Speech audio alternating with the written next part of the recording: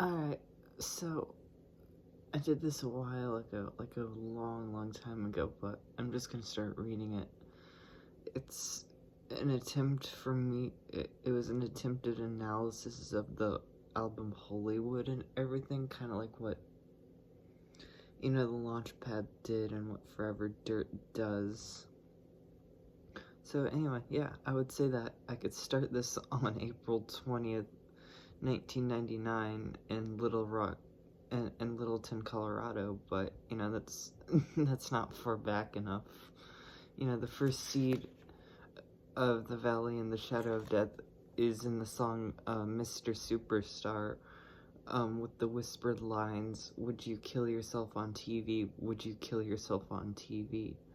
Which, dying while being watched on camera is kind of the celebritarian concept, which, following up on the next album, Mechanical Animals, and the song Posthuman, it goes, "She's got eyes like Zapruder, and a mouth like heroin. She wants me to be perfect like Kennedy." And of course, the recreation of that for the Coma White music video.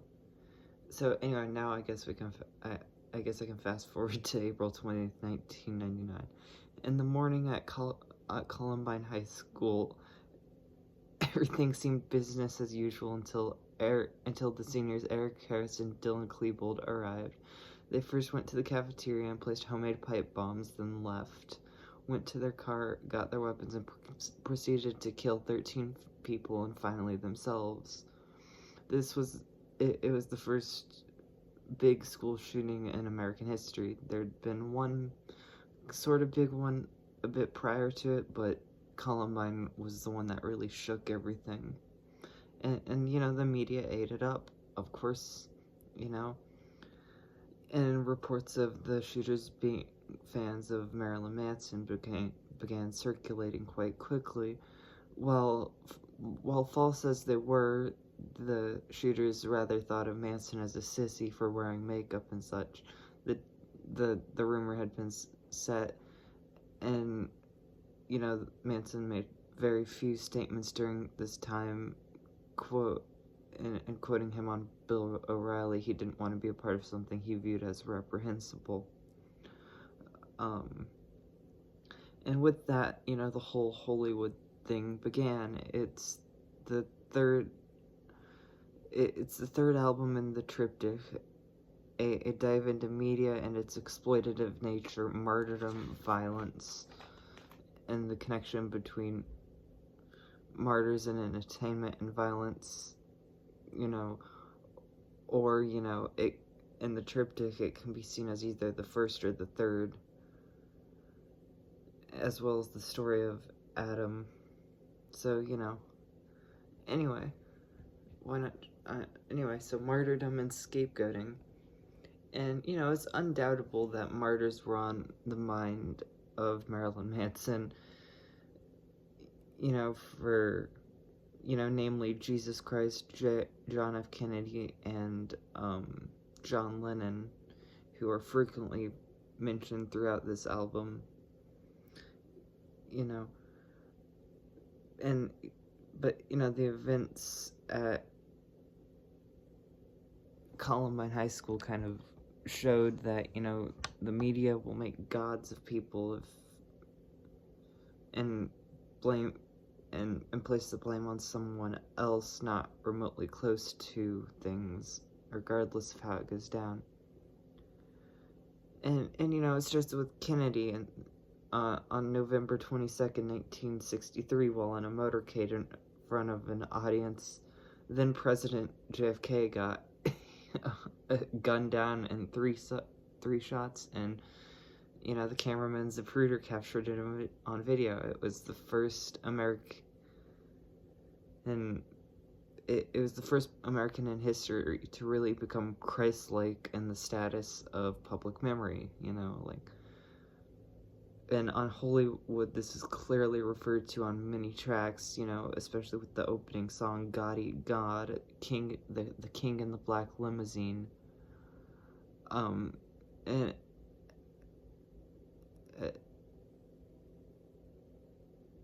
which was it was then untouched, but then got picked back up again on target audience and is continually referred to throughout the album, especially in things like Lamb of God.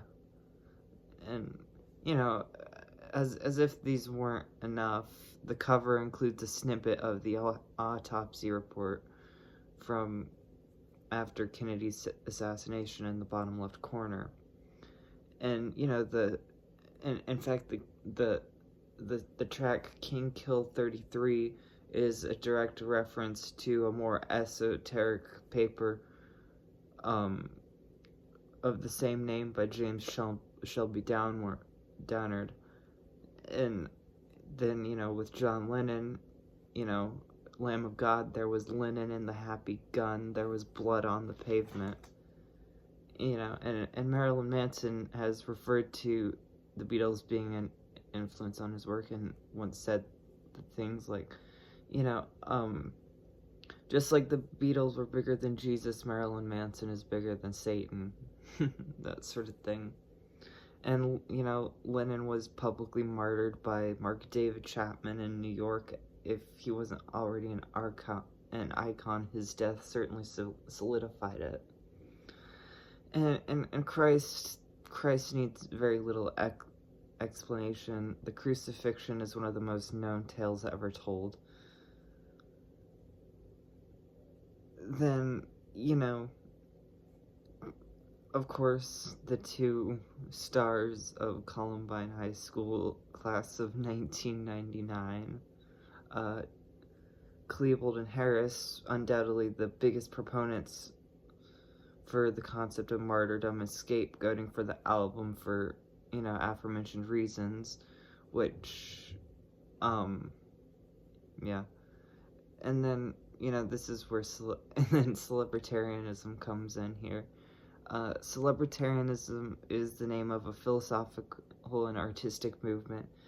The term was coined by Manson in this era, but the concept had been around since, well, I mean, pretty much since the beginning of the band. I mean, the name Marilyn Manson itself was and is the concept of worshiping death as society does, sort of, you know, Marilyn Monroe and Charles Manson. Anyway.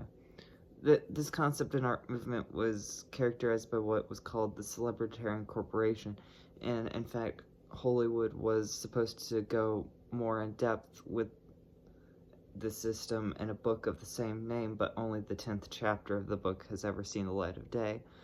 The chapter is pretty weird, and you can find it on places like Knockbrett. And, you know, yeah. So that would lead to death, violence, and media. If you die when there's no one watching and your ratings drop and you're forgotten, if they kill you on the TV, you're a martyr and a Lamb of God. And yet, as a society which worships death,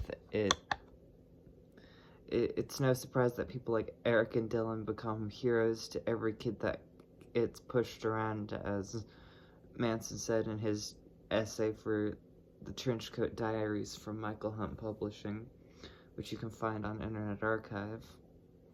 And, you know, consider the crucifix, the symbol of Christ's death for his sacrifice, is remembered by Christianity. However, consider what the crucifix actually symbolizes, a violent, painful death. There's this thinking atheist thing where he once starts talking about, you know, imagine if we replaced the crucifix with a noose and a hanging, you know, get all the kids together on, you know, to do a little recreation performance, and instead of, you know, crucifixion, it's like hang him. Anyway, so, you know, it considers actual violent, painful death, you know, but it makes a lot of sense that a symbol is as revered, which is so violent, because, you know, this is evolution, the monkey, the man, and the gun, and that kind of makes me think of 2001: A Space Odyssey. What is the first thing the apes did at the dawn of man with a stick? They used it as a weapon. It seems it a lot of people don't like to admit it, but there's a very grim, barbaric side to human nature, and we're no different than apes. We're no different than the apes at the beginning of 2001: A Space Odyssey, which is a big theme in Manson's work in this same time period. You say you want an evolution, the ape was a great big hit, and then this whole time period, Manson's constantly bringing up apes and stuff, and modern society gets off on this. John Wayne Gacy being interviewed on national television, the sensationalism of Columbine, the patriotism of dropping bombs overseas, like what he said in Bowling for Columbine, and he's right, it is a campaign of fear designed to create even more fear, which creates the need for outlets like guns, God, and government. It drives consumption, the more fear, the more people turn to religion with the promise of an afterlife. The more fear, the more people consume, because religion is just a business that keeps people consuming through fear, and the media and everything,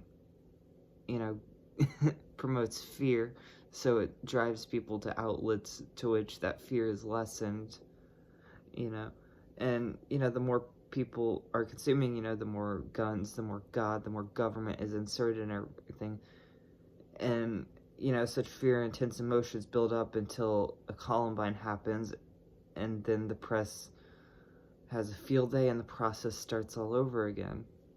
But the media also promotes that a Columbine is an outlet. It shows that if you do something drastic enough, you will be immortalized for it. Though, I'm curious how true that is today. Considering, about a year ago, a guy named Aaron Bushnell lit himself on fire in protest against Israel, and it set the internet aflame for a bit, but his self-immolation is all but forgotten now, and he died with everyone watching. Everyone saw the video of it, But, the media and such things, it gives the message, if you do something loud enough, you will be remembered for it. But, you can't really blame media for the actions of people.